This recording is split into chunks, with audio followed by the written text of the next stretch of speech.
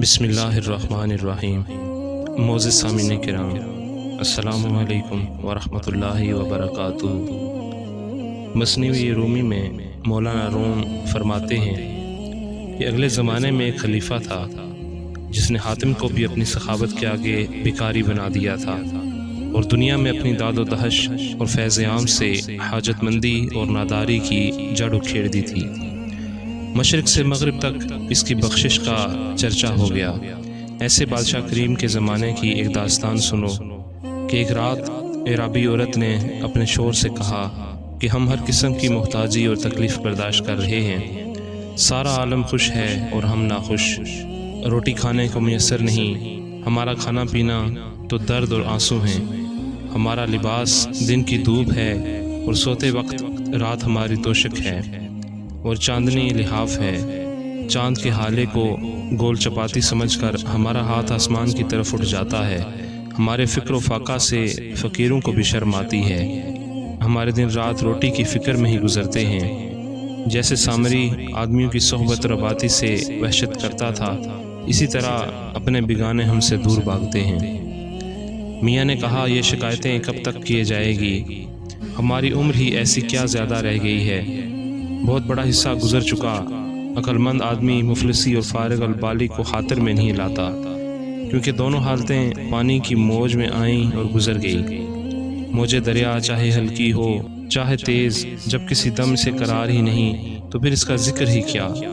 جو بہت عیش و آرام سے جیتا ہے وہ بہت بری طرح مرتا ہے۔ تو میری بیوی ہے، بیوی کو اپنے شوہر کا ہم خیال ہونا چاہیے تاکہ آپس کے اتفاق سے سب کام ٹھیک ہوں۔ جوتی کا جوڑا باہم ایک سا ہی مناسب ہوتا ہے، اگر جوتے اور موزے کا جوڑا پہننے کے لیے بنایا جائے تو کیسا بدزیب ہوگا۔ میں تو دل مضبوط کیے کنات کی طرف جا رہا ہوں، تو حرص و ہوا کی طرف کیوں جا رہی ہے؟ وہ مرد کانے خلوص اور ہمدردی سے اس قسم کی نصیحتیں بیوی کو دیتا رہا۔ بیوی نے جھلا کر ڈانٹا اور کہا، میں آئندہ تیری باتوں میں نہ آؤں گی، خالی کھلی کتابیں اور پند و نصیحت نہ کر۔ تو نے کب کنات سے جان روشن کی؟ تو کناتوں کا نام سیکھ لیا ہے، تو خدا کا نام بیچ میں ڈال کر مجھے چکمہ دیتا ہے تاکہ جب میں شکوہ کروں تو مجھے گستاخی اور فساد کے الزام میں بدنام کرے۔ تیرے نصیحت نے مجھے لاجواب نہیں کیا، ہاں نام حق نے مجھے بند کر دیا، مگر تف ہے تجھ پر کہ تو نے نام حق کو چڑی مار کا پھندا بنا دیا۔ نام حق ہی میرا بدلہ تجھ سے لے گا۔ میں نے تو جان و تن نام حق کے حوالے کر دیا تاکہ میرے زخموں کی چڑچڑاہٹ تیری رگ و جان تک پہنچے یا تجھ کو بھی میری طرح قیدی بنا دے۔ عورت نے اس قسم کی صلواتوں کے دفتر شوہر کو سنا دیے۔ مرد عورت کے تانے چپ چاپ سنتا رہا۔ اس کے بعد دیکھوں تو جواب کیا دیتا ہے۔ مرد نے کہا، اے عورت، تو میری بیوی ہے، لڑائی جھگڑے اور بدگوئی کو چھوڑ، اور اگر نہیں چھوڑتی تو مجھے چھوڑ۔ میرے کچے پھوڑوں پر ڈنگ نہ مار اور میری بے خود جان پر زخم نہ لگا۔ اگر تو زبان بند کرے تو خیر، ورنہ یاد رکھنا میں ابھی گھر بار چھوڑ دوں گا۔ تنگ جوتا پہننے سے ننگے پاؤں پھرنا بہتر ہے۔ ہر وقت کی خانہ جنگی سے سفر کی مصیبت جھیلنی اچھی۔ عورت نے جب دیکھا کہ وہ بالکل بدمزاج و گرم ہو گیا ہے تو جھٹ رونے لگی۔ ظاہر ہے کہ عورت کا رونا زبردست جال ہے۔ پھر عاجزی سے کہنے لگی، میاں میں تیری بیوی نہیں، تیرے پاؤں کی خاک ہوں۔ میں تجھے ایسا نہ سمجھتی تھی، بلکہ مجھے تو تجھ سے دوسری ہی امید تھی۔ جسم اور جان اور جو کچھ بھی میں ہوں، سب کا تو ہی مالک ہے اور تو ہی میرا فرما روا ہے۔ اگر فقر و فاقے کی وجہ سے میرا دل مقام صبر سے ہٹا بھی ہے تو یہ اپنے لیے نہیں بلکہ تیرے لیے ہے۔ تو میری سب مصیبتوں اور بیماریوں کی دوا بنا رہا ہے، اس لیے میرا جی نہیں چاہتا کہ تو بے سر و سامان رہے۔ تیری جان کی قسم، یہ شکوہ و شکایت اپنے لیے نہیں بلکہ یہ آہ و ویلا تیرے لیے ہی ہے۔ تو جدائی کی بات جو کرتا ہے یہ ٹھیک نہیں، جو چاہے کر مگر یہ نہ کر۔ اس طرح کی باتیں کہتی رہی اور روتے روتے اوندے منہ گر پڑی۔ اس بارش میں سے ایک بجلی چمکی اور مردے کے دل پر اس کی ایک چنگاری جڑی۔ مرد اپنی گفتگو کی پشیمانی سے ایسا دردمند ہوا جیسے مرتا ہوا کوتوال اپنے سابقہ ظلم کی یاد سے۔ جی میں کہنے لگا کہ جب میں اپنی جان کا میں شوہر ہوں تو اپنی جان کو میں نے لاتیں کیوں ماری؟ پھر اس سے کہا، اے عورت، میں اپنے کہے پر پشیمان ہوں، اگر پہلے میں کافر تھا تو اب مسلمان ہوتا ہوں۔ میں تیرا گناہ گار ہوں، میری معذرت قبول کر، تیری مخالفت سے باز آیا۔ اب تجھے اختیار ہے، دیکھ میان سے نکال، جو کچھ تو کہے گی وہی بجا لاؤں گا۔ بدی نیکی غرض جو کچھ نتیجہ نکلے اس پر توجہ نہ کروں گا۔ میں تیرے وجود میں فنا ہو جاؤں گا، کیونکہ میں محب ہوں اور محبت اندھی اور بہری ہوتی ہے۔ عورت نے کہا کہ آیا یہ عہد تو نیکی کے ساتھ کر رہا ہے یا ایک ہیلا نکال کر میرے دل کا بید لے رہا ہے؟ مرد نے کہا اس خدا کی قسم جو تمام بیدوں کا جاننے والا ہے، جس نے خاک سے آدم جیسے پاک نبی کو پیدا کیا، اگر تیرے پاس میری درخواست تیرا امتحان کی غرض سے ہے تو ذرا اس امتحان کو بھی آزما کر دیکھ۔ عورت نے کہا دیکھ آفتاب چمک رہا ہے اور ایک عالم اس سے روشن ہے، خدا کا خلیفہ اور رحمان کا نائب جس سے شہر بغداد نو بہار بنا ہوا ہے، اگر تو اس بادشاہ سے ملے تو خود بھی بادشاہ ہو جائے۔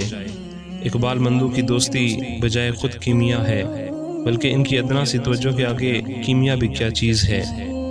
حضرت محمد صلی اللہ علیہ وآلہ وسلم کی نظر ابو بکر پر پڑ گئی، وہ ایک تصدیق میں صدیق ہو گئے۔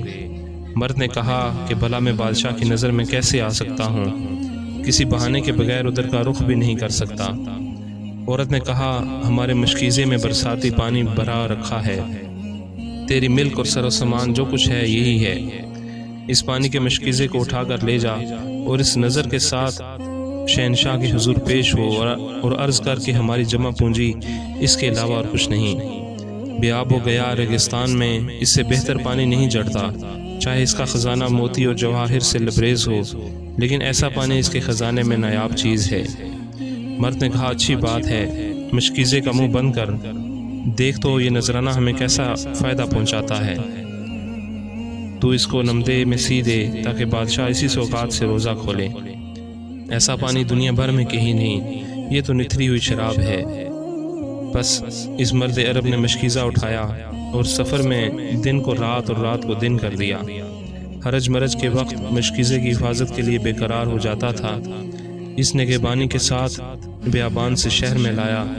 ادھر عورت نے جائے نماز بچھائی اور گڑ گڑا کر اے پروردگار حفاظت کر، اے پروردگار حفاظت کر کا وظیفہ پڑھنے لگی۔ عورت کی دعا اور اپنی محنت و صحیح سے آخر وہ عرب چوروں اور چھوکروں کے پتھروں سے بچتا بچاتا صحیح سلامت دارالخلافہ تک مشکیزہ لے گیا۔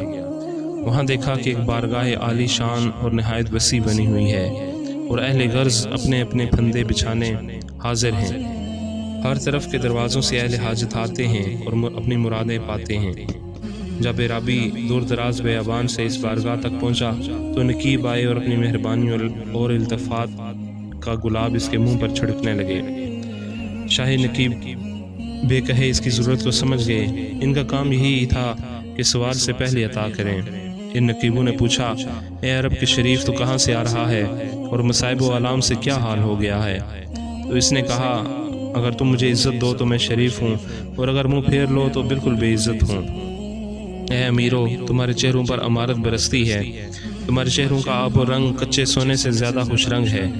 میں مسافر ہوں، ریگستان سے بادشاہ کے کرم و بخشش کی امید پر آیا ہوں۔ اس کی خوبیوں کی خوشبو بیابانوں تک پہنچتی ہے، ریت کے ذروں تک میں جان آ گئی ہے۔ یہاں تک تو میں اشرفیوں کی خاطر آیا تھا، مگر جب یہاں پہنچا تو اس کے دیدار کے لیے بے قرار ہو گیا۔ میں اس دروازے پر ایک مادی چیز کی طلب میں آیا تھا، مگر جب اس دہلیز پر پہنچ گیا تو خود ہی صدر ہو گیا۔ پھر اس مشکیزے کو پیش کر کے کہا یہ ہدیہ حضور سلطان میں پہنچاؤ اور بادشاہی سوالی کو ضرورت و حاجت سے بے نیاز کر دو، اور عرض کرو کہ یہ میٹھا پانی سوندی مٹی کے گھڑے کا ہے جس میں برساتی پانی جمع کیا گیا تھا۔ نقیبوں کو اس تعریف پر ہنسی آنے لگی، لیکن انہوں نے جان کی طرح اس مشکیزے کو اٹھایا، کیونکہ بیدار مغز اور نیک دل بادشاہ کی بو سب ارکان دولت میں اتر گئی تھی۔ جب خلیفہ نے دیکھا اور اس کا حال سنا تو اس کے مشکیزے کو اشرفیوں سے بھر دیا، ایسے انعام و اکرام اور خلت دیے کہ وہ عرب بھوک پیاس کو بھول گیا۔ پھر ایک نقیب کو اس دریائے کرم بادشاہ نے اشارہ کیا کہ اشرفیوں بھرا مشکیزہ اس کے ہاتھ میں دیا جائے اور واپسی پر اس کو دریائے دجلہ کے رستے روانہ کیا جائے۔ وہ بڑے طول طویل رستے سے آیا ہے اور دجلہ کی راہ سے بہت نزدیک ہو جاتا ہے۔ کشتی میں بیٹھے گا تو ساری تھکن بھول جائے گا۔ نقیبوں نے یوں ہی کیا، اس کو اشرفیوں سے بھر کر مشکیزہ دے دیا اور دجلہ پر لے پہنچے۔ جب وہ عرب کشتی میں بیٹھا اور دجلہ دیکھا تو مارے شرم کے اس کا سر جھک گیا، سجدے میں گر کر کہنے لگا، داتا کی دین بھی نرالی ہے، اور اس سے زیادہ عجیب یہ کہ اس نے میرے تلخ پانی کو قبول کر لیا۔ اس دریائے جود نے میری خراب اور کھوٹی جنس کو بغیر کسی پس و پیش ہاتھوں ہاتھ لیا۔ سامعین محترم، اس حکایت سے ہمیں یہ سبق حاصل ہوتا ہے کہ انسان بہت ہی خطا کار اور گناہ گار ہے، اور اللہ تبارک و تعالیٰ کی رحمت بہت ہی وسیع ہے۔ ہماری عبادات، ہماری ریاضتیں اللہ تبارک و تعالیٰ کے سامنے اس کھارے پانی کے مشکیزے کی طرح ہیں، لیکن جب وہ نوازتا ہے تو دریائے دجلہ کی طرح وسیع و عریض نعمتیں ہمیں عطا کرتا ہے۔ اس کی رحمت لامحدود ہے۔ اگر ہم بھی اس عرابی کی طرح اپنی تمام محنت و ریاضت کو خلوص دل کے ساتھ مشکیزے میں بند کر کے اس کے حضور پیش کریں تو اس کی رحمت بہت ہی وسیع ہے۔ وہ ہمیں اس قدر نوازتا ہے کہ ہماری سوچ بھی اس کے سامنے بالکل محدود معلوم ہوتی ہے۔ اللہ تبارک و تعالی ہمیں خلوص نیت عطا کرے اور محنت اور خلوص کے ساتھ اللہ تبارک و تعالی کی رضا، اس کی خوشنودی حاصل کرنے کی توفیق عطا فرمائے۔